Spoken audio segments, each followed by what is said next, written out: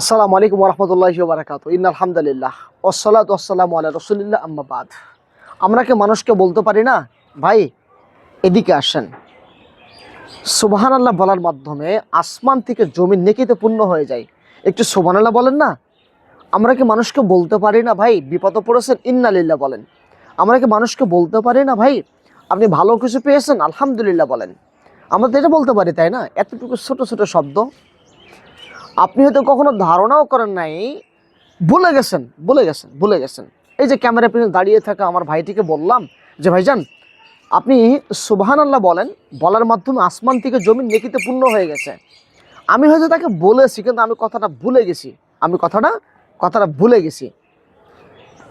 আল্লাহ সুবহানাহু ওয়া তাআলা এই আমলটি আমার মুখ থেকে বের করানোর মাধ্যমে যে মানুষটাকে বলেছি সে এটা আমল করেছে, আল্লাহ সন্তুষ্ট হয়ে গেছেন, আল্লাহ খুশি হয়ে গেছেন, আর আমি ভুলে গেছি। এমন হতে পারে আল্লাহ এই সন্তুষ্টির মাধ্যমে আল্লাহ আমাকে জান্নাত দিতে পারেন। ছোট ছোট কথা, ছোট ছোট কাজ, এগুলির মাধ্যমে আল্লাহ সন্তুষ্ট হয়। আমি ভুলে যাই, কিন্তু আল্লাহ আমাকে নেকি দিতে ভুল করেন না। এই জন্য আপনার আমার দায়িত্ব পড়ে যায়, যখনই পথ চলবো, যখনই যাব, কোনো ভুল কিছু কারো দেখলে আমি সেটা বলে দিব, এবং বলে দেওয়ার মাধ্যমে কি হবে, আল্লাহ তাআলা খুশি হয়ে যাবেন। ছোট ছোট কোনো কাজকে আমরা যেন কখনো অবহেলা না করি, অবজ্ঞা না করি, ধরিয়ে দিব। আমার ছোট বাচ্চা পড়ে গেছে, ও বলছে ইস আব্বু পড়ে গেলাম, আমি ওকে ধরিয়ে দেই, আব্বু ইস পড়ে গেছি, এটা বলুন, আব্বু বলো ইন্না লিল্লাহ, আল্লাহ আমি পড়ে গেছি। এভাবে আপনি আপনার বাচ্চাকে শেখান, বাহিরে মানুষকে শেখান, জানান, অবগত করেন।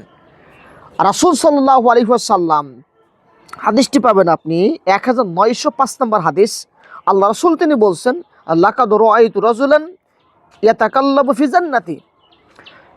আমি এক ব্যক্তিকে দেখলাম জান্নাতে একটি গাছের নিচে স্বাচ্ছন্দ্যে হাঁটছে, কারণ সে এমন একটি গাছ রাস্তার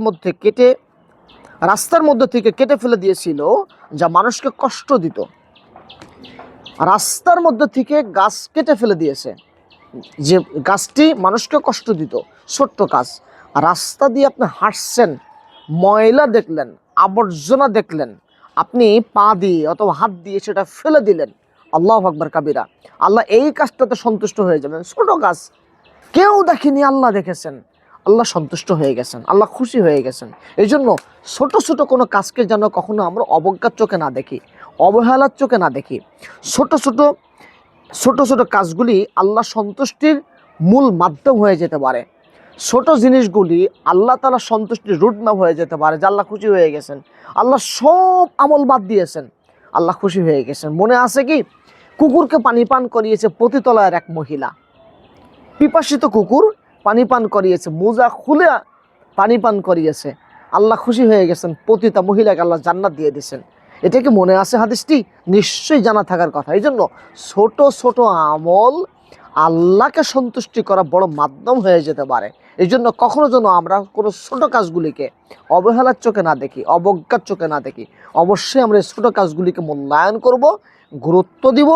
এতে করে দেখা যাবে যে আপনার এ কথা বলার মাধ্যমে সে ব্যক্তি আমল করেছে, এই আমলের কারণে ওই ব্যক্তি নেকিতে পরিপূর্ণ হয়ে গেছে, নেকি আপনি পাচ্ছেন, আল্লাহকে সন্তুষ্ট করে ফেলছেন। তাই আসুন আমরা ছোট কাজগুলিকে মূল্যায়ন করে বেশি বেশি করে মানুষের মাঝে ছোট ছোট ভুলগুলিকে, ছোট ছোট কাজগুলিকে, রাস্তা থেকে কষ্টদায়ক বস্তুকে সরিয়ে দেওয়ার মাধ্যমে, কাউকে এক গ্লাস পানি পান করানোর মাধ্যমে এই কাজগুলিকে মূল্যায়ন করি।